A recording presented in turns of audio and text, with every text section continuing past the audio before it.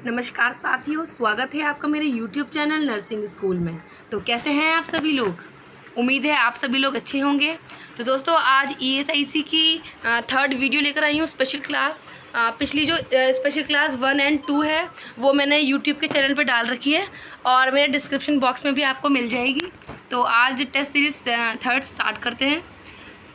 Start करने से पहले रिक्वेस्ट करना चाहूँगी, प्लीज़ चैनल पे अगर आप नए हैं तो यूट्यूब के चैनल को सब्सक्राइब कर दें और साइड का बेल आइकन ज़रूर प्रेस करें। अगर आपको नए नए नोटिफिकेशन अपडेट्स ESIC और अदर एग्ज़ाम से रिलेटेड चाहिए तो, और वीडियो को लाइक ज़रूर कर देना और आगे दोस्तों तक शेयर ज़रूर कर देना। तो स्टार्ट कर लेते हैं। Question number 1। क्वेश्चन नंबर 1 में बोला गया है the tenderness at McBurney of point is suggestive. जो मैकबर्नी पॉइंट होता है, इसमें दो क्वेश्चन बनते हैं। पहला क्वेश्चन ये पूछा गया है कि जो मैकबर्नी पॉइंट है, टेंडरनेस है, वो किस कंडीशन में देखा जाता है। तो जो ऑप्शन नंबर ए है, एक्यूट अपेंडिसाइटिस में ये कंडीशन देखी जाती है। ये मैकबर्नी पॉइंट जो है, ये एक जंक्शन है 2/3 way from the umbilicus to anterior superior iliac spine. ठीक है, तो मैं आपको दिखा देती हूँ एक बार। जैसे ये आपका एब्डोमन है, ठीक है, ये आपका एब्डोमन है, ये आपकी अम्बलाइकस है, और ये वाला जो पॉइंट है ये आपका एंटीरियर सुपीरियर इलिक स्पाइन है। यहाँ से लेके एंटीरियर सुपीरियर इलिक स्पाइन के बीच का जो पॉइंट होता है ना, 2/3 वे फ्रॉम द अम्बलाइकस, ये जो पॉइंट है ये मैकबर्नीज पॉइंट कहलाता है। और जब इस पॉइंट पे टेंडरनेस प्रेजेंट होगी तो ये जो क्लिनिकल फीचर है ना, मोस्ट जो ये टाइप है, ये एक्यूट अपेंडिसाइटिस में ही देखने को मिलेगा आपको। तो इसका राइट आंसर ए है। आगे बढ़ जाते हैं इसी के साथ क्वेश्चन नंबर 2 में। क्वेश्चन नंबर 2 में the reference point for the measurement of JVP jugular Venus pressure. ठीक है, jugular Venus pressure normal rate. इसमें दो क्वेश्चन बन रहे हैं अब यहाँ पे। अक्सर एग्जाम में ये भी आता है कि जेवीपी का नॉर्मल वो रेंज क्या है। तो यहाँ पे है 6 to 8 सेंटीमीटर H2O। ठीक है ना, यूनिट याद रखना, mg/dl वगैरह या mm/Hg नहीं डालना है। यहाँ पे इसकी वैल्यू है सेंटीमीटर में, तो सेंटीमीटर H2O इसकी वो पीछे का रेंज है, और यहाँ नंबर है 6 से 8। ठीक है, ये पहला क्वेश्चन आपका ये बन गया। और सेकंड क्वेश्चन जो मैंने दे रखा है, रेफरेंस पॉइंट, हम जेवीपी मेजरमेंट का जो रेफरेंस पॉइंट कहाँ से लेते हैं। अब आपके सामने है 4 option. Option number A, suprasternal notch, second is sternal angle, and third is xiphisternum, and 8th is nipple. तो जो उसका राइट आंसर है ऑप्शन नंबर बी है, स्टर्नल एंगल। हम स्टर्नल एंगल से जेवीपी का रेफरेंस पॉइंट लेते हैं, जिसको हम 0 कंसीडर करते हैं। तो आगे बढ़ जाते हैं इसी के साथ अगले क्वेश्चन में। क्वेश्चन नंबर 3 में, क्वेश्चन नंबर 3 में पूछा गया है सेंट्रल इंसीजर्स। जो सेंट्रल इंसीजर्स अपीयर्स होते हैं वो कौन सी एज में होते हैं। तो उसके यहाँ 4 ऑप्शन आपको दे रखे हैं यहाँ पे इसी के साथ। ऑप्शन नंबर ए है 4 month, 10 month, 6 month and 12 months. तो आपका राइट आंसर बैठेगा सी, 6 मंथ। 6 मंथ में जो पहले सेंट्रल इंसीजर्स हैं वो बच्चे में प्रेजेंट होते हैं। आगे बढ़ जाते हैं क्वेश्चन नंबर 4 में। क्वेश्चन नंबर 4 में आपको बोला है एन्यूरेसिस मीन्स। एन्यूरेसिस का मतलब पूछा गया है। एन्यूरेसिस की 4 ऑप्शन आपको सामने दे रखे हैं। पहला है breathlessness in sleep, coughing in sleep, urination in sleep and walking in sleep. तो एन्यूरेसिस का जो राइट आंसर है वो है सी, यूरिनेशन इन स्लीप। सोते वक्त अगर बच्चा बिस्तर पे पेशाब कर देता है, यूरिनेशन, तो वो टर्म कहलाएगा एन्यूरेसिस। ओके, एन्यूरेसिस में 2 कॉमन वर्ड आएंगे। एक होता है 5 साल से छोटा बच्चा अगर ब्लैडर कंट्रोल नहीं कर पाता है तो वो नॉर्मल है। बट अगर 5 साल प्लस होने के बाद भी ब्लैडर कंट्रोल नहीं है ड्यूरिंग स्लीप, और फिर भी एन्यूरेसिस की कंडीशन है, तो वो एबनॉर्मल है। तब उसे एन्यूरेसिस का टर्म दिया जाता है 5+ की एज ऑनवर्ड्स के बाद। इसके साथ आगे बढ़ जाते हैं क्वेश्चन नंबर 5 में। क्वेश्चन नंबर 5 में बोला गया है, यहाँ पे पूछा गया है कि painful menstrual cramps is otherwise called. जो पेनफुल मेंस्ट्रुअल क्रैम्प्स होते हैं उसे हम दूसरे नाम से क्या बोलते हैं। तो यहाँ पे 4 ऑप्शन है। ऑप्शन नंबर ए है amenorrhoea, B is polymenorrhoea, C is metrorrhagia and D is dysmenorrhoea. 4 option में चारों एक्सप्लेन कर देती हूँ। Amenorrhoea, absence of menses. B is excessive menses. Menometrorrhagia mean irregular, irregular है, एसाइक्लिक है और हैवी है। ठीक है, ये तीनों वर्ड याद रखना मेनोमेट्रोरेजिया के लिए। इर्रेगुलर भी है, एसाइक्लिक भी है और हैवी भी है। ये तीनों जो टर्म है मेनोमेट्रोरेजिया के लिए यूज़ होंगे। और dysmenorrhoea, painful cramps and during menstruation, it's called dysmenorrhoea. आगे बढ़ जाते हैं इसी के साथ क्वेश्चन नंबर 6 में। आई होप आपको क्वेश्चन समझ आ रहे होंगे, और अगर कोई कॉन्सेप्ट क्लियर नहीं है तो आप मुझे कमेंट बॉक्स में कमेंट कर देना। ये ESIC के लिए काफ़ी हेल्पफुल है ये क्वेश्चन, आपको पिछले साल में भी देखने को मिल जाएंगे। काफ़ी क्वेश्चन हैं ऐसे रिपीटेड ESIC के पिछले साल क्वेश्चंस में। और तो क्वेश्चन नंबर 6 में देख लेते हैं। All of the following are killed vaccine. यहाँ पे बोला गया है ऑल ऑफ द फॉलोइंग, मतलब जो 4 ऑप्शन है इन 4 में से कोई 3 जो हैं सही है लेकिन एक नहीं है, इसलिए एक्सेप्ट लगाया गया है। तो सारी किल्ड है लेकिन कोई एक नहीं है। 4 ऑप्शन है cholera, pertussis, BCG and tetanus. तो कोलेरा, पर्ट्यूसिस एंड टेटनस। शुरू की जो 2 ऑप्शन है ये तो किल्ड वैक्सीन है। टेटनस एक टॉक्सॉइड है और BCG राइट ऑप्शन है क्योंकि ये एक लाइव वैक्सीन है। ठीक है, आगे बढ़ जाते हैं इसी के साथ क्वेश्चन नंबर 7 में। क्वेश्चन नंबर 7 में पूछा गया है the most appropriate time for the introducing complementary food in the children. Children में मोस्ट अप्रोप्रिएट टाइम बताना है जो कि कॉम्प्लीमेंट्री फूड्स को इंट्रोड्यूस कराने के लिए अप्रोप्रिएट है। 4 ऑप्शन आपके सामने हैं, after 2 month, after 4 month, after 6 month and after 8 month. तो राइट आंसर है option number C, after 6 month most appropriate time for introducing the complementing foods in children. आगे बढ़ जाते हैं क्वेश्चन नंबर 8 पे। क्वेश्चन नंबर 8 में बोला गया है quantitative assessment of neonate condition at birth is done. यहाँ पे क्वांटिटेटिव असेसमेंट की बात करी गई है। ठीक है, क्वांटिटेटिव असेसमेंट की बात करिए कि बर्थ के टाइम में जो नियोनेट में हम कंडीशन को असेस करने के लिए करते हैं। 4 ऑप्शन है examination of JVP, recording BP, recording temperature and Apgar score. तो अबगार स्कोर इसका राइट आंसर रहने वाला है। अबगार स्कोरिंग में स्कोरिंग होती है 0, 1 एंड 2, और जो कि बर्थ के 1 मिनट में और बर्थ के 5 मिनट में ली जाती है।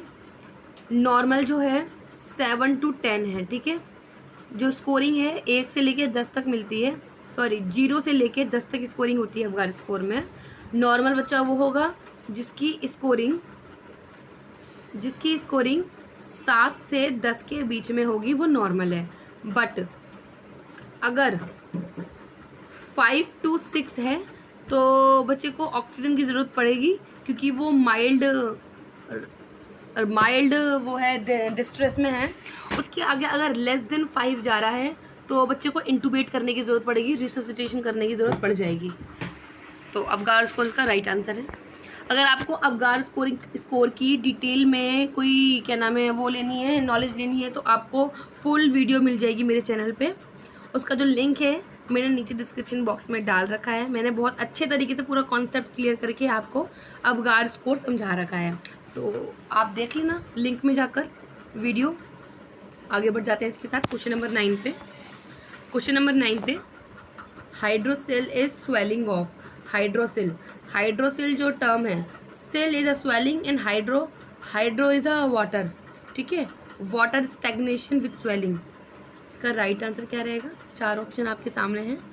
Option number A scrotum, B liver, C spleen and D lymph nodes. इसका राइट आंसर है स्क्रोटम। हाइड्रोसेल स्क्रोटम में देखा जाता है। आगे बढ़ जाते हैं इसके साथ। यहाँ बोला गया है question number 10, myopia is corrected by. जो मायोपिया कंडीशन है, पहले तो ये समझना होगा मायोपिया है क्या। मायोपिया को हम ये भी बोलते हैं नियर साइटेंड। ठीक है, नियर साइटेंड मतलब पास का क्लियर दिखाई देना, दूर का दिखाई ना देना, तो ये कंडीशन है मायोपिया। इसको करेक्ट कैसे किया जाता है हमें ये जानना है। ठीक है, और मायोपिया में क्या है, ये आपकी आई है। तो मायोपिया में पहले ये जानना है, मैं आपको पूरा एक डायग्राम बना के दे देती हूँ। ये आपका ऑर्बिट है, ये पूरा आई बॉल है। ये आई बॉल में यहाँ होता है लेंस, और ये जो पॉइंट है पीछे का, ये है आपका रेटिना। ठीक है, ये जो मैंने मार्क किया ये नहीं है, क्योंकि जो ये लेयर है पीछे की मैं दिखा देती हूँ। यहाँ पे लेंस है, ये जो लाइन जा रही है, ये लास्ट का जो कर्वेचर है, ये रेटिना है। तो जो इमेज फॉर्म होगी, यहाँ से आएगी लाइट्स और यहाँ मीट करेगी in front of retina. Retina के फ्रंट में जब इमेज फॉर्म होगी तो वो कंडीशन कहलाएगी मायोपिया।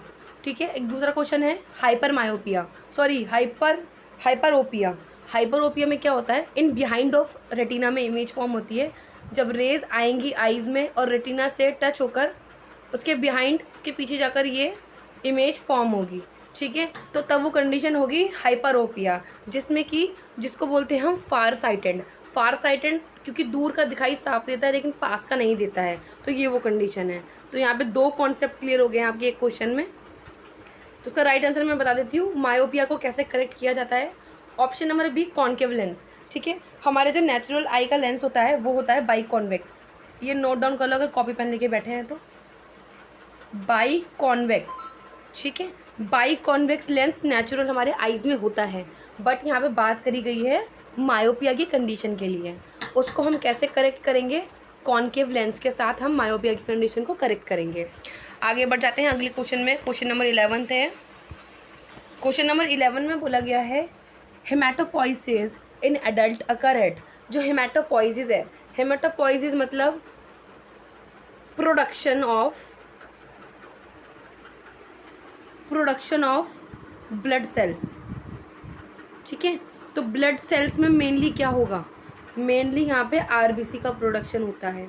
ठीक है, मेनली जो साइट है ये आरबीसी के प्रोडक्शन की साइट है। हेमाटोपोइसिस की साइट हमें बताना है अडल्ट में, क्योंकि चिल्ड्रंस में अलग होता है, अडल्ट में अलग होता है। तो यहाँ पे 4 ऑप्शन आपके सामने हैं, liver, spleen, red bone marrow and yellow bone marrow. तो उसका राइट आंसर है रेड बोन मैरो। ठीक है, 4 ऑप्शन आपको एक्सप्लेन कर देती हूँ। लीवर में मोस्ट सॉल्युबल वाइटामिन स्टोर होते हैं, बाइल सिक्रिएट होता है। स्प्लीन में ब्लड स्टोर होता है। रेड बोन मैरो जहाँ पे कि मोस्ट साइट है ये डब्ल्यूबीसी की प्रोडक्शन के लिए। तो राइट आंसर आपका क्या है, रेड बोन मैरो, जहाँ पे आरबीसी का प्रोडक्शन होता है। ठीक है, जिसको टर्म में बोलते हैं हम हेमाटोपोइसिस। आगे बढ़ जाते हैं इसी के साथ क्वेश्चन नंबर 12 में। उम्मीद है आपको कोई दिक्कत नहीं आ रही होगी, सब कॉन्सेप्ट क्लियर हो रहे होंगे साथ ही साथ। क्वेश्चन नंबर 12 में पूछा गया है the longest portion of fallopian tube. Fallopian tube का लॉन्गेस्ट पोर्शन पूछा गया है। ठीक है, अब यहाँ सबसे मतलब यहाँ क्या क्या क्वेश्चन बनते हैं मैं आपको यहीं पे क्लियर कर दूंगी। इससे रिलेटेड जो क्वेश्चन आएगा ना आप सब अटेम्प्ट करोगे। ठीक है, मैं एक ही क्वेश्चन में काफ़ी चीज़ें कवर अप करूँगी। तो सबसे पहले बात कर लेते हैं ऑप्शन नंबर ए की। ऑप्शन नंबर ए में आप देख रहे होंगे क्या लिखा है, इंटरस्टिशियल पोर्शन। ये जो चारों ऑप्शन है ये चारों ही फैलोपियन ट्यूब के पार्ट हैं, बट इससे काफ़ी क्वेश्चन बनते हैं एग्जाम्स के लिए, तो मैं अभी क्लियर आउट कर देती हूँ। इंटरस्टिशियल पोर्शन के लिए जो क्वेश्चन बनता है, क्वेश्चन में आता है सबसे स्मॉलेस्ट और narrowest part of fallopian tube. तो जो इंटरस्टिशियल पोर्शन है नैरोएस्ट पार्ट है, ठीक है ना, narrowest and smallest part of fallopian tube. तो आपको आंसर में लिखना है इंटरस्टिशियल पोर्शन। ठीक है, ओके। इसमस से रिलेटेड कोई क्वेश्चन अभी तक देखा तो नहीं गया है। आगे बढ़ जाती हूँ, एम्पुलरी पोर्शन। ठीक है, एम्पुलरी पोर्शन जो है ये वो पोर्शन है जो फैलोपियन ट्यूब का सबसे लॉन्गेस्ट पोर्शन है, जैसा कि क्वेश्चन में पूछा गया था, और जो कि राइट आंसर है क्वेश्चन का। एक क्वेश्चन और बनता है, क्वेश्चन ये बनता है कि फैलोपियन ट्यूब के किस पार्ट में फर्टिलाइजेशन टेक प्लेस करता है। फर्टिलाइजेशन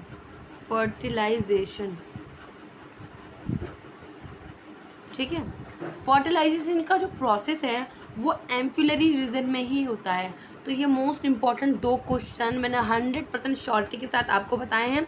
अगले आने वाले एग्ज़ाम में ज़रूरी है आपके साथ ESIC में या अदर किसी भी एग्ज़ाम में ज़रूर पूछे जाएंगे। ये बहुत इंपॉर्टेंट क्वेश्चन है, फ्रिक्वेंटली आस्किंग क्वेश्चन है ये एग्ज़ाम के। ठीक है, अब ये क्वेश्चन ऑप्शन नंबर ये डी है, इनफंडिबुलर पोर्शन। जो ये इनफंडिबुलर पोर्शन है, इसमें क्वेश्चन ये बनेगा कि जो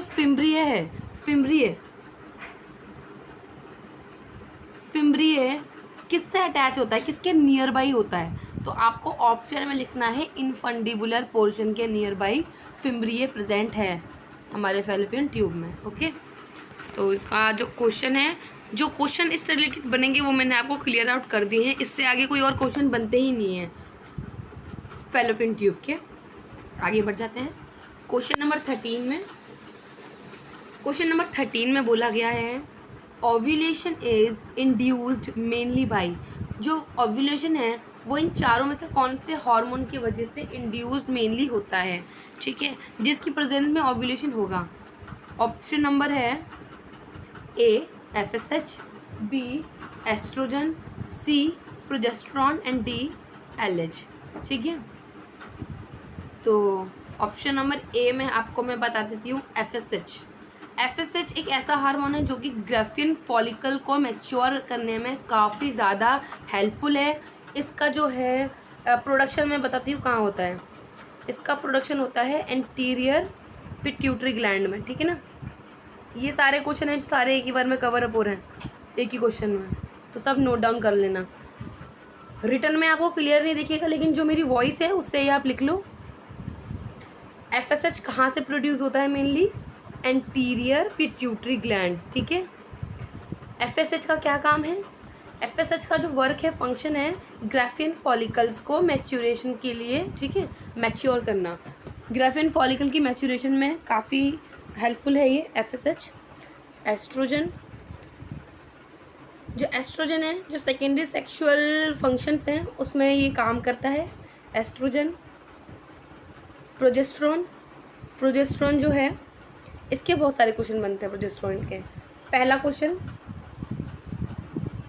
प्रेगनेंसी को मेंटेनेंस के लिए प्रोजेस्टेरॉन की हेल्प चाहिए। अगर प्रोजेस्टेरॉन का लेवल गिर जाएगा तो प्रेगनेंसी एंड हो जाएगी, जिसको हम बोलते हैं अबॉर्शन। काफ़ी फीमेल्स में हैबिचुअल रिकरेंट अबॉर्शन की कंडीशन देखी जाती है, क्योंकि उसका जो कॉज है मेनली मोस्ट कॉमन प्रोजेस्टेरॉन की डेफिशिएंसी की वजह से ही होता है। क्योंकि डेफिशिएंसी की वजह से प्रेगनेंसी 3 मंथ से आगे रिटेन नहीं रहती है, तो इसलिए प्रोजेस्टेरॉन जो है प्रेगनेंसी को रिटेन करने के लिए काफ़ी हेल्पफुल है। प्रोजेस्टेरॉन का जो ओरिजिन बता देते हैं, corpus luteum.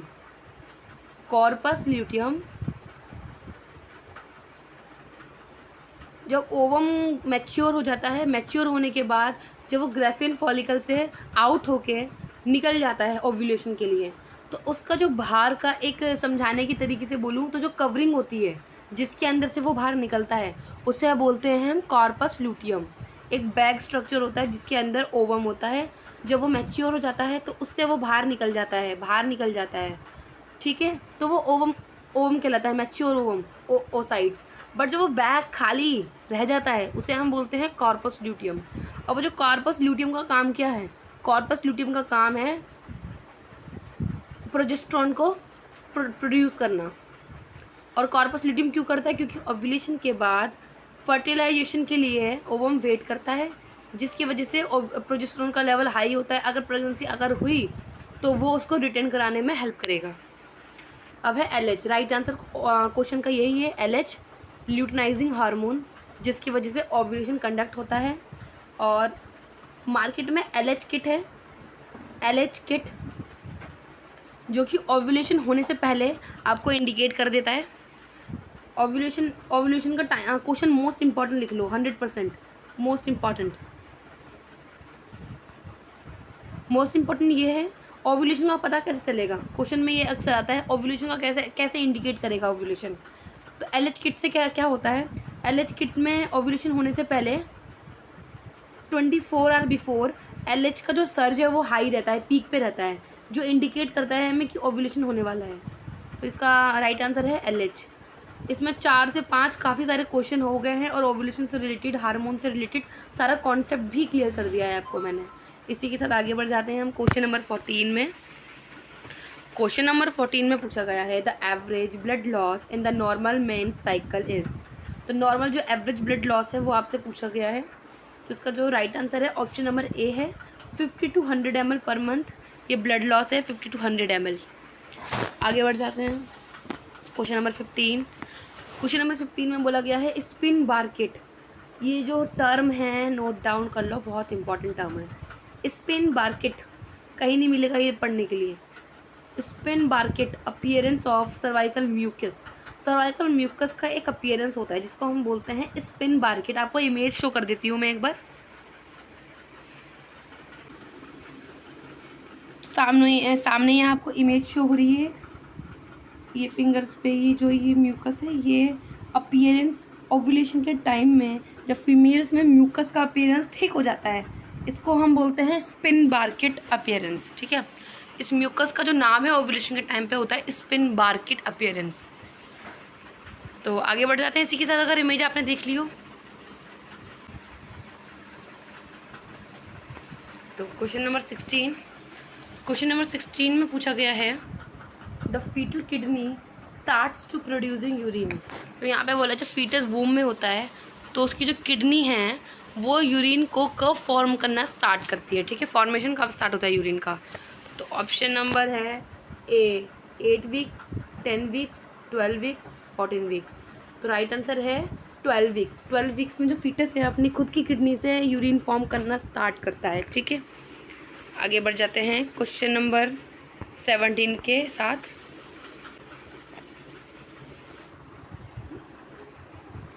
The organ which provide the nutrition to the foetus.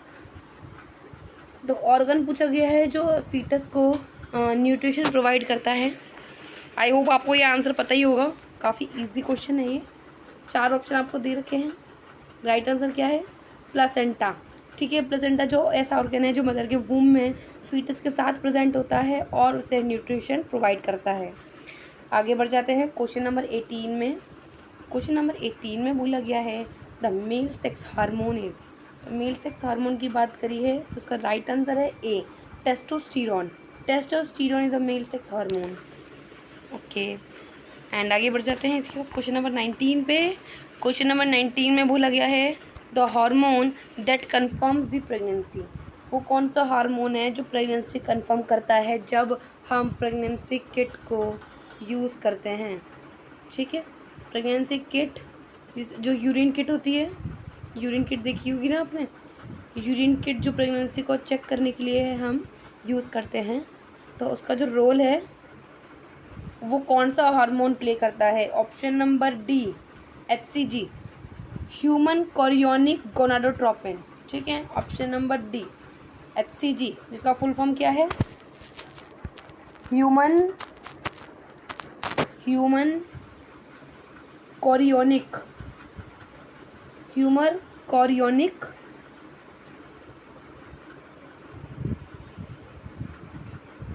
Gonadotropin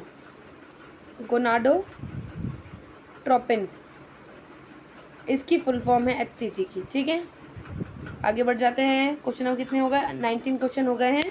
question number 20 है दोस्तों। चैनल को सब्सक्राइब कर दो और लाइक बटन ज़रूर दबा दो। ठीक है, आगे बढ़ जाते हैं फिर हम क्वेश्चन नंबर 20 में। क्वेश्चन नंबर 20 में बोला है the average weight gain during pregnancy. जो एवरेज वेट गेन होता है फीमेल में तो वो कितना होता है? ज़्यादा हो जाएगा तो परेशानी, कम होगा तो भी परेशानी। तो एक एवरेज है जिसे हम फॉलो करते हैं। Option number B 12 to 13। ठीक है, 12 to 13 kg जो एवरेज वेट माना गया है ड्यूरिंग प्रेगनेंसी। राइट आंसर है बी 12 से 13 kg। आगे बढ़ जाते हैं क्वेश्चन नंबर 21। यहाँ पे बोला गया है uterus is palpable above the symphysis. हमारा जो सिम्फाइसिस, ये एब्डोमेन है, ये आपकी नाभि है, ये आपका पेल्विक पोर्शन है। ठीक है, अब ये जो आपकी जो ये बोन है ना, प्यूबिक बोन, ठीक है ना, तो ये जो प्यूबिक बोन है, जो यूट्रस है हमारा, प्यूबिक बोन के अबव, अबव मतलब इसी के आसपास जब पैल्पेबल होता है तो उस वो कौन सी वीक में होता है ये पूछा गया है। तो 4 ऑप्शन है, 8th week, 10th week, 12th week, 14th week. इसका राइट आंसर रहने वाला है 12th वीक। 12th वीक में यूट्रस सिम्फाइसिस प्यूबिस के अबव पैल्पेट होता है। ठीक है, आगे बढ़ जाते हैं। Question number 22। क्वेश्चन नंबर 22 में बोला गया है a woman who is pregnant for the first time is called. एक ऐसी वुमन जो फर्स्ट टाइम प्रेग्नेंट हुई है तो उसको किस टर्म में बुलाया जाएगा। 4 ऑप्शन दे रखे हैं, primipara, primigravida, nullipara, multipara. तो इसका राइट आंसर है प्राइमी ग्रेविडा। ठीक है, प्राइमी ग्रेविडा, ग्रेविडा ऐसा वर्ड है जो हमें डिनोट करता है प्रेगनेंसी को, एंड प्राइमी वर्ड डिनोट करता है first time. First time pregnant woman it's called primi gravida. आगे बढ़ जाते हैं इसी के साथ। Question number 23। क्वेश्चन नंबर 23 में पूछा गया है the second stage of the labour. Second stage of labour के बारे में पूछा गया है। सेकेंड स्टेज ऑफ लेबर किसे बोलते हैं। 4 ऑप्शन दे रखे हैं, 4 में से पहले आपको बता दूँ फर्स्ट स्टेज किसे बोलते हैं हम। फर्स्ट स्टेज ऑफ लेबर कहाँ से शुरू होती है, कहाँ ख़त्म होती है। फर्स्ट स्टेज स्टार्ट होती है from true labour pain, true labour pain. ठीक है, true labour pain to start होगा ट्रू लेबर पेन से, और कंप्लीट कब होगा जब सर्विक्स, हमारी सर्विक्स 10 सेंटीमीटर डायलेट हो जाएगी। ठीक है ना, ट्रू लेबर पेन से लेकर सर्वाइकल के फुल डायलिटेशन तक जो ये स्टेज है ये फर्स्ट स्टेज ऑफ लेबर कहलाएगी। ठीक है ना, 10 मैंने गलती से बता दिया, इसका रेंज है 8 to 10 सेंटीमीटर की डायलेशन में ही फर्स्ट स्टेज एंड हो जाती है। अब हम स्टेज 2 बताते हैं। स्टेज 2, ठीक है, स्टेज 2 कहाँ से स्टार्ट होती है। स्टेज 2 का जो स्टार्टिंग पॉइंट है from full dilatation of cervix to, शुरू होगा सर्विक्स के डायलेट होने से लेकर फीटस के एक्सपल्शन तक। ठीक है ना, बेबी के बर्थ तक। ठीक है ना, full dilatation of cervix to foetus birth. ठीक है, और थर्ड स्टेज क्या है। थर्ड स्टेज बेबी के बर्थ से स्टार्ट होती है थर्ड स्टेज, और प्लेसेंटा की डिलीवरी में एंड हो जाता है। ठीक है, थर्ड स्टेज का हो गया। Third stage. फोर्थ स्टेज कब होता है लेबर का। फोर्थ स्टेज प्लेसेंटा के डिलीवर होने के बाद से लेके शुरू के जो 4 घंटे होते हैं, प्लेसेंटा डिलीवर होने के बाद के जो 4 घंटे होते हैं वो होता है fourth stage of labour. Okay, I think आपको ये सारा कॉन्सेप्ट क्लियर हो गया होगा स्टेजेस ऑफ लेबर का, क्योंकि ये चारों जो पॉइंट मैंने आपको क्लियर करे हैं ये चारों स्टेजेस बहुत इंपॉर्टेंट है आने वाले एग्जाम्स के लिए। अभी तो आपको मैं बता रही हूँ सेकंड स्टेज का, लेकिन हो सकता है एग्जाम में फर्स्ट स्टेज का क्वेश्चन आ जाए, इसलिए मैंने आपको तीनों चारों जो भी थे स्टेज सारे क्लियर कर दिए। तो इसका राइट आंसर जो है आप, मुझे लगता है आप खुद बता सकते हैं, आपको जब मैंने बताया है second stage of labour is a stage of expulsion of foetus, option number D. आगे बढ़ जाते हैं क्वेश्चन नंबर 24 में। Question number 24, the common presentation of foetus at onset of birth labour, onset of labour के time में जो common presentation foetus की होती है वो कौन सी देखी गई है। यहाँ पे ये पूछा गया है the common presentation of foetus at the onset of labour. तो यहाँ पे 4 ऑप्शन दे रखे हैं, podalic presentation, shoulder presentation, face presentation and vertex presentation. तो राइट आंसर है vertex presentation. Vertex presentation common है जो कि लेबर के टाइम पे देखी जाती है। आगे बढ़ जाते हैं क्वेश्चन नंबर 25 में। परपेरियम इज़ द पीरियड आफ्टर। परपेरियम किस पीरियड को बोलते हैं, किसके बाद शुरू होता है परपेरियम का पीरियड। 4 ऑप्शन में से जो राइट आंसर है आपको मैं बता देती हूँ। Option number a delivery. Delivery के बाद परपेरियम का टाइम शुरू होता है। डिलीवरी से लेकर डिलीवरी में शुरू होता है और 6 वीक या बोल सकते हैं 42 डेज़ में परपेरियम का टाइम एंड होता है। ठीक है, तो इसके 2 से 3 क्वेश्चन मैंने आपको बता दिए। परपेरियम कब शुरू होता है और परपेरियम का टाइम पीरियड कब से लेके कब तक होता है। ठीक है, डिलीवरी टू 6 वीक बोल सकते हैं या डिलीवरी टू 42 डेज़ बोल सकते हैं। ठीक है, तो थैंक यू सो मच दोस्तों वीडियो को एंड तक देखने के लिए। ये थे आपके आज के 25 क्वेश्चन। आपके 25 क्वेश्चन मैंने कंप्लीट करवा दिए हैं और आज की जो स्पेशल क्लास 3 थी वो कंप्लीट हो चुकी है। कल फिर से आऊँगी आपके पास वीडियो लेकर मैं स्पेशल क्लास 4 की। तो स्पेशल क्लास 4 देखने के लिए चैनल को सब्सक्राइब कर देना ताकि आपके पास वीडियो का लिंक आ सके, अपडेट हो सके। ठीक है, और भी वैकेंसी से रिलेटेड अपडेट्स मैं लेकर आती रहूँगी। तो उसके लिए आपको चैनल सब्सक्राइब करना होगा, वीडियो को लाइक करना होगा और दोस्तों के साथ शेयर भी करना होगा। फिर मिलती हूँ आपसे, तब तक के लिए good bye and take care.